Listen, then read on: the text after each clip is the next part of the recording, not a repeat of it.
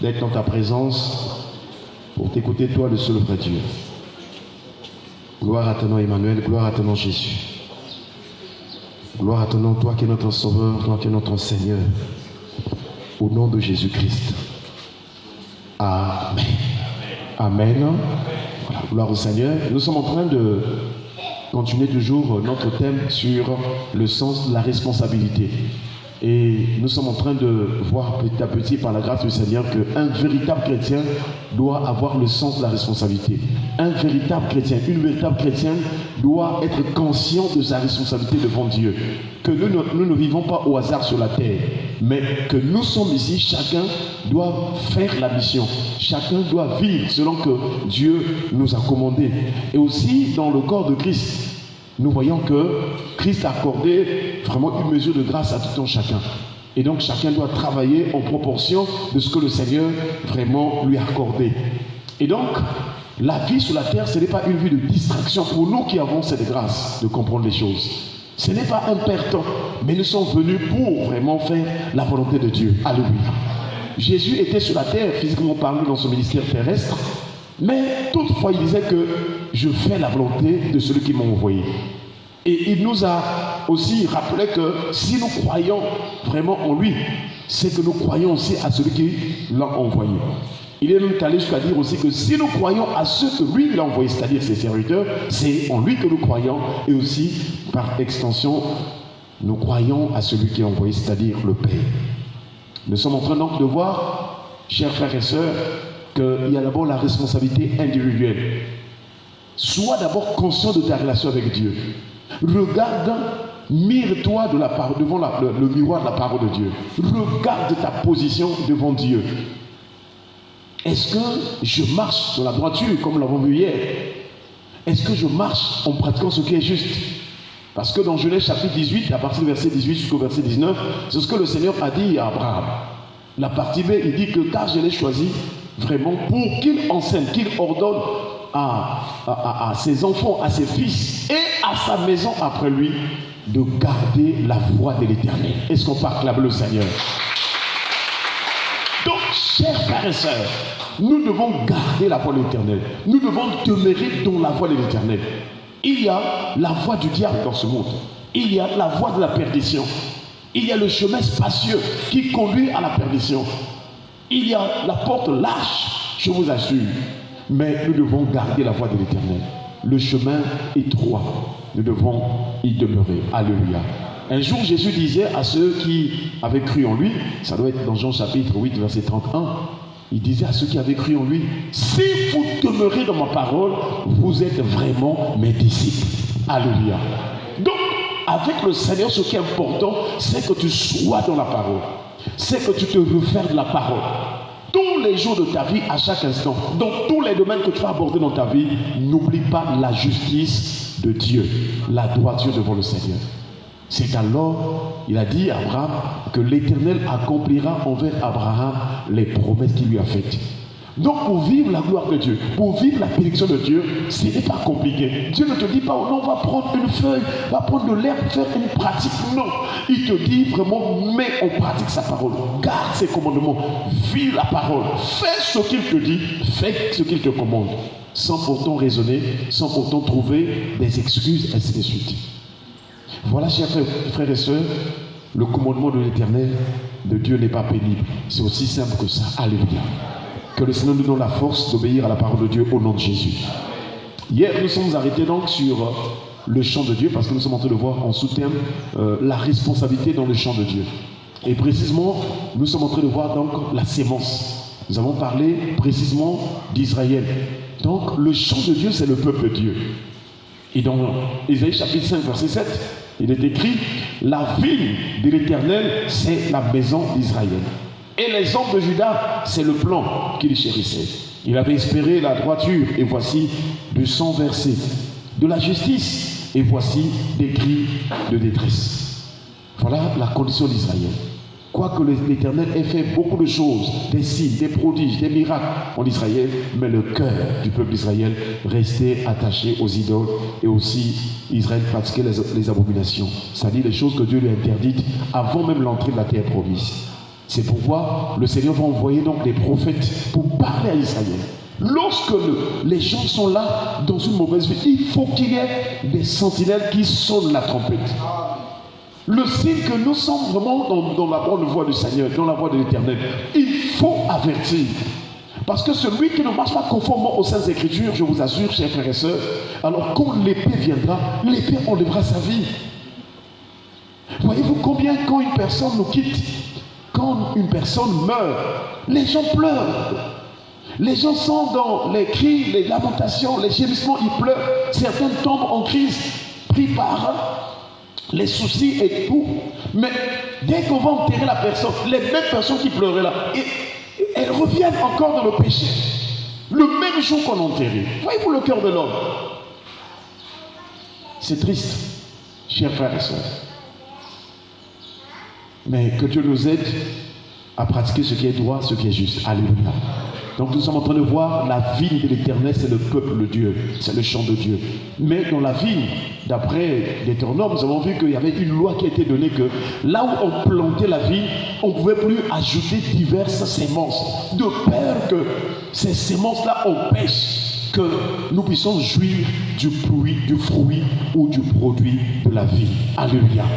Donc si tu es enfant de Dieu, tu fais partie du peuple de Dieu. Mais tu ne dois pas ajouter dans ta vie. Tu ne dois pas accepter diverses semences. Tu ne dois pas accepter les mauvaises choses. Sinon tu ne jouiras pas du bonheur.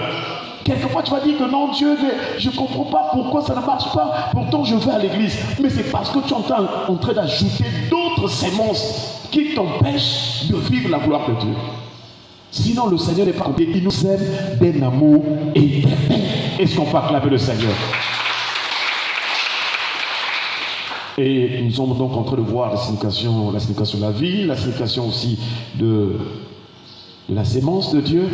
Dans 1 Jean chapitre 3, nous avons compris que la sémence de Dieu, c'est la vie de Christ. Alléluia. La vie de Christ. Et quiconque a la vie de Christ, d'après ce texte biblique, que quiconque est né de Dieu ne pratique pas le péché. La Bible est claire, mais les soi-disant serviteurs de Dieu sont venus, ils ont mal expliqué les choses de Dieu. En principe, quand quelqu'un vient pour le salut, celui-ci devait vraiment accentuer sa vie, se donner, s'appliquer à vivre le salut véritable. C'est ça qui est essentiel. Parce que si une personne est réellement sauvée, le reste des choses, le Saint-Esprit va le faire. Le Saint-Esprit va l'aider à tenir. Le Saint-Esprit va l'aider dans les prières. Le Saint-Esprit va l'aider vraiment à croître, à avancer. Je vous assure. Quand quelqu'un a le don du Saint-Esprit, même si il n'était pas allé loin à l'école, il va évoluer, il va prospérer dans un domaine. À cause de l'œuvre du Saint-Esprit. Quand quelqu'un a le don du Saint-Esprit, il fera des exploits. Est-ce qu'on peut acclamer le Seigneur? Nous voyons encore ce matin un texte biblique. Nous sommes donc dans Genèse chapitre 49, le verset 10 à 11. Genèse chapitre 49, le verset 10 à 11. Il est écrit: le sceptre ne s'éloignera point de Juda, ni le bâton souverain d'entre ses pieds, jusqu'à ce que vienne le Shiloh et que les peuples lui obéissent. Il attache à la vigne son âme, et au meilleur cep le petit de son ânesse. Il lave dans le vin son vêtement, et dans le sang des raisins son manteau. Alléluia. Voilà encore une promesse ou encore une bénédiction prophétique que Jacob est en train de libérer sur ses enfants. Il en avait 12 enfants, et sur Judas, il est en train de parler d'abord du bâton, du sceptre. Or, nous savons que le sceptre, c'est l'image de la royauté. Alléluia. Donc, avant que Jacob ne meure, lui déjà prophétiquement, il voyait ce qui va sortir de Judas, la tribu de Judas. Et là, nous comprenons par la grâce de Dieu que la personne la plus importante, l'homme le plus important de tous les temps de l'univers, la personne humaine la plus importante devait sortir de la tribu de Judas. Et c'est la personne de Jésus-Christ. Alléluia. Donc, Jacob dit, le sceptre ne s'éloignera point de Judas. Donc, la royauté sera toujours là. Mais en ce sens, il veut montrer que dans Judas sortira un chef. Une personne dont la royauté sera éternelle. Est-ce qu'on peut acclamer le Seigneur? Et si tu crois en Jésus-Christ, sache qu'à partir de ce moment-là, tu commences à vivre les choses éternelles. Parce que tout ce que nous avons sur la terre passera. Tout ce que nous avons là, c'est éphémère. Même si on te donne 4 voitures, c'est éphémère. Ça va s'user, ça va se gaspiller, ça va se détruire. Même si tu as tout un mal des habits, ça va s'user. Les choses de la terre, même si tu as des milliards, je ne sais pas comment, toutes ces choses passeront. C'est en Christ que nous commençons à vivre, à recevoir des bonnes choses qui sont éternelles. Voilà pourquoi, pendant que nous y sommes sur la terre, nous devons nous préparer, nous devons aspirer, nous devons désirer, nous devons aimer vivre les choses éternelles en Dieu. En Christ, nous avons la joie éternelle. En Christ, la joie qui ne finit pas. Voilà pourquoi il a dit que si quelqu'un entend les paroles, si les met en pratique, si quelqu'un croit en moi, en tout cas, il dit que vraiment sa soif sera étanchée, sa faim sera assouvie. Il n'y a que Christ qui est la vie éternelle qui soit capable d'apaiser notre cœur. C'est-à-dire, là où tu avais la soif d'aller pécher par exemple, ce n'est que Christ qui peut ôter cette soif-là. Là où tu étais par exemple esclave d'un désir mauvais, ce n'est que Christ qui peut arrêter cela afin que tu apprennes à vivre la joie de l'éternel. Là où tu avais un cœur qui battait pour aller se battre, pour aller insulter une personne, il n'y a que Christ pour enlever cela afin que tu aies le cœur de paix. Ce n'est que Christ qui peut donner la paix véritable à ton âme. Voilà pourquoi nous devons nous donner, nous devons aspirer à ces choses. Et donc, Jacob est en train de prophétiser en montrant qu'il y a un roi éternel qui va sortir de Juda. Et il dit, ni le bâton souverain d'entre ses pieds, jusqu'à ce que vienne le Shiloh. Et donc, cette royauté nous présente un roi. Et ce roi s'appelle le Shiloh. Le Shiloh veut dire le Messie. Le Shiloh veut dire le Messie, c'est-à-dire le Christ. Voilà pourquoi quand Jésus est né, l'ange a parlé au berger. Il a dit que ne craignez point, car je vous annonce une bonne nouvelle. C'est qu'aujourd'hui, dans la vie de David, il vous est né un sauveur qui est le Christ, le Seigneur. Est-ce qu'on peut acclamer le Seigneur? Voilà la meilleure de toutes les bonnes nouvelles dans notre vie ou dans le monde. C'est la venue, la naissance, la vie de Christ. Chers frères et sœurs, s'il te plaît, attache-toi au Seigneur. Sois conscient, sois sérieux avec Jésus. Ne pense pas vraiment à être distrait, ne sois pas dans la distraction, dans les amusements. Tu viens à l'église, mais quand tu sors de l'église, voilà, tu as une autre vie. Non, reste avec la vie de Christ. C'est là où se trouvent les desseins de l'Éternel pour ta vie. C'est en Christ que s'accomplissent les desseins de Dieu. Le Seigneur a utilisé des prophètes, des sacrificateurs, des rois dans l'Ancien Testament. Mais personne n'a réussi à satisfaire les exigences de Dieu. Personne. Il n'y a que Christ qui est venu dans ce monde et grâce à son œuvre, grâce à ce qu'il a accompli, alors il a satisfait, il a apaisé la colère de Dieu qui était sur nous. Alléluia. C'est là où, frères et sœurs, tu remarqueras que si tu te donnes au Seigneur, tu seras en paix avec Dieu. Parce que c'est Christ qui nous a réconciliés avec le Père. Il dit donc, il attache à la vigne son âne et au meilleur cep, le petit de son ânesse. Nous voyons donc là aussi, là où il y a le peuple de Dieu, voilà que la vigne qui est le peuple de Dieu, on va attacher l'âne, on va attacher le petit d'une ânesse. Nous voyons que donc l'âne, c'est un animal. L'âne, c'est la vie, comment je dirais, la vie naturelle, la vie charnelle, la vie païenne. Mais c'est l'âne qui sera attaché. Donc, au peuple de Dieu. C'est aussi l'image, donc, chers frères et sœurs, des nations. C'est aussi l'image, donc, frères et sœurs, de ceux qui n'avaient pas droit d'être comptés parmi ou appelés peuple de Dieu. Et vous allez voir plus tard dans le Nouveau Testament que cette prophétie va s'accomplir parce que c'est sur l'âne ou l'ânesse que Jésus va monter pour entrer à Jérusalem. Est-ce qu'on peut acclamer le Seigneur? Et ici, on nous précise qu'il lave le vin dans son vêtement et dans le sang, dans le sang des raisins, son manteau. Donc, quand on parle du vin de la Bible, voilà encore un texte clair. Quand on parle du vin de la Bible, il ne s'agit pas du vin industriel. Là, on nous dit que le jus de raisin, le jus qui sort de fruits de raisin, on appelle ça le vin. Voilà un texte clair. pourquoi les gens vont vers vraiment ce qui livre les gens? Non. Là encore, on dit que non. Le ministère de Christ, l'œuvre de Christ devait passer par le sang. C'est-à-dire, le sang devait être répandu pour signe de la nouvelle alliance. Donc le roi qui devait sortir de Juda, le roi dont la royauté est éternelle, qui devait venir pour sauver cet âne. Parce que quand Jésus entrait, il a envoyé ses disciples, il a dit, vous allez voir un âne attaché, détachez-le. Est-ce qu'on peut acclamer le Seigneur? Je devais te dire, si tu as la foi en Jésus, même si tu étais lié dans ta famille, Jésus est le Tout-Puissant qui brise les liens. C'est lui qui brise les chaînes. Et cet âne-là va être détaché de là où. Et c'était en face du village. Un jour, on avait fait un séminaire sur ça. Beaucoup de gens sont liés aux choses du village, aux traditions, aux coutumes. Et cet âne-là aussi, en face du village-là, il est attaché. Et on a détaché. Et c'est sur cet âne-là que Jésus va monter pour entrer à Jérusalem. Or, Jérusalem nous montre aussi, la nouvelle bien sûr, nous montre aussi le ciel.